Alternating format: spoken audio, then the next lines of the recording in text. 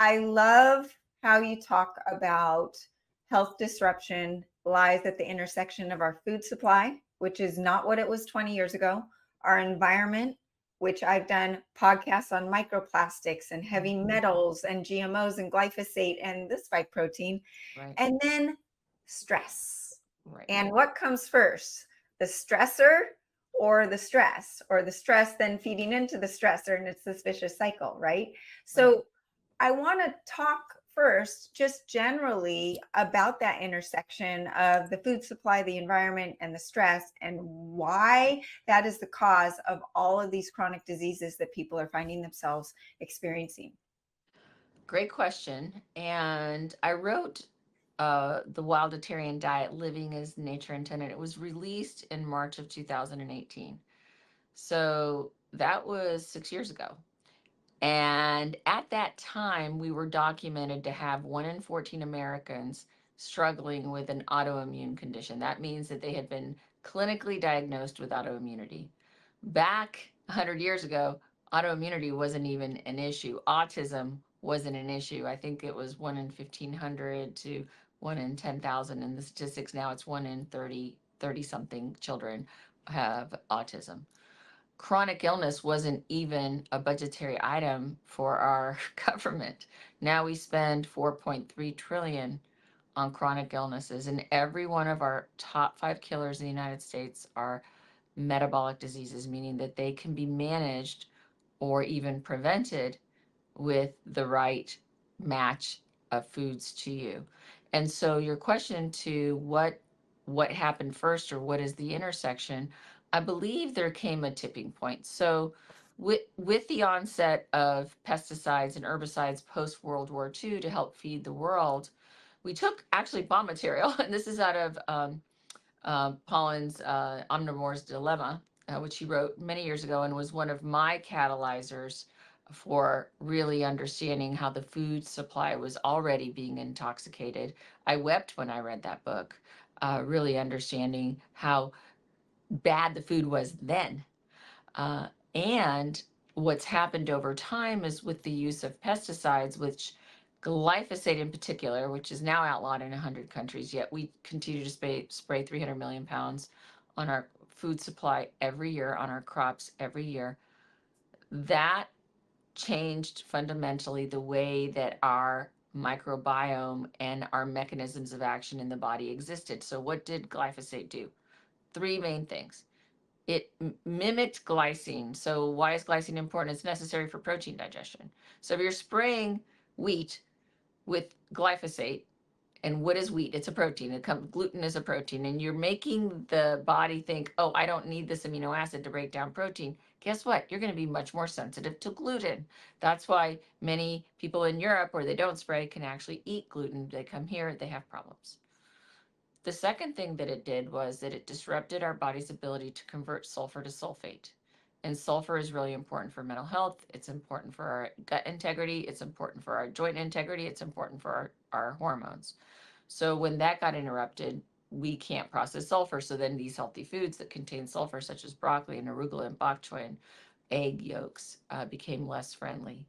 And then the oxalobacter bacteria, which used to live in our gut, well, that got taken out with glyphosate. So now this bacteria that was helping us protect us from plants that were otherwise healthy also became a problem. Then we had the pesticides and the herbicides and the hormones being dumped into our water supply, which then we drink. And then we are all these microplastics we talk about. There is a study that shows that by the year 2050, we will have more microplastics or plastics by weight in the ocean than fish. Mm, wow. Right? And so we wonder why our coral reefs are getting a little bit damaged and why the water temperatures are rising. And so the environment is really just a function of what we've done to it. We've gone to industrial agriculture, which is not sustainable. It's not that it's showing it that we've taken off 90% of our topsoil, and the nutrients from monocropping every year remove the same nutrients over and over again. That's why regenerative farming is the way back, I believe. And then we dumped it with pesticides. So we lost the topsoil, we dumped it with pesticides, our water is dirty. Because not only all the pesticides and herbicides, which creates nitrogen runoff, then all the pharmaceuticals that we take also go into our water supply. And so that becomes an environmental toxin. Plus the air is when we spray, it also goes into the air. And now glyphosate is ubiquitous. So even if you are getting an organic product, but that organic farm may be next to a farm that's not organic, you're still kind of intersecting with that. And then the fact that we are stressed, we were already stressed before the pandemic, and then the pandemic essentially took away our safety mechanism, that what little was left of it, right? And then our socialization, which is necessary because we are energetic beings and we have to connect with others to really fuel the cells. For us to feel safe, there has to be human connection. Human touch. They've done studies with children in orphanages. If you're not touched, you will have PTSD. That's why they swaddle babies in hospitals so they feel safe. So their energetic field is feeling like, oh, yes, I can be touched and I'm safe. If we don't do that, it stresses the body.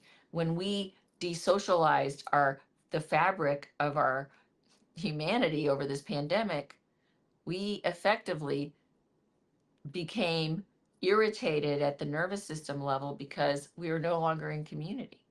Hmm. And so all of those factors intersect with one another, because when they say a rising tide lifts all boats, well, a sinking tide will drown all boats, and it's all happening at the same time. So it's this intersection, and that's why you saw that I posted it on Instagram, and I lectured on it at a think tank about a month ago. It's the intersection of this that is the call to action for us to not only take a stand, but then take action against what's happening, because it's the devolution of especially the children and their illnesses.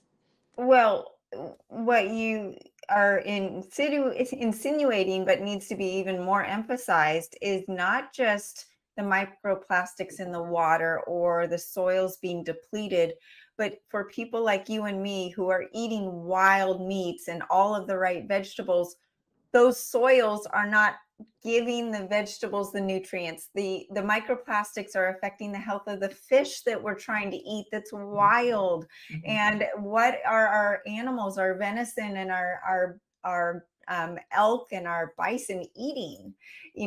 So it's affecting everybody, not even just the people that are out there eating the standard American diet.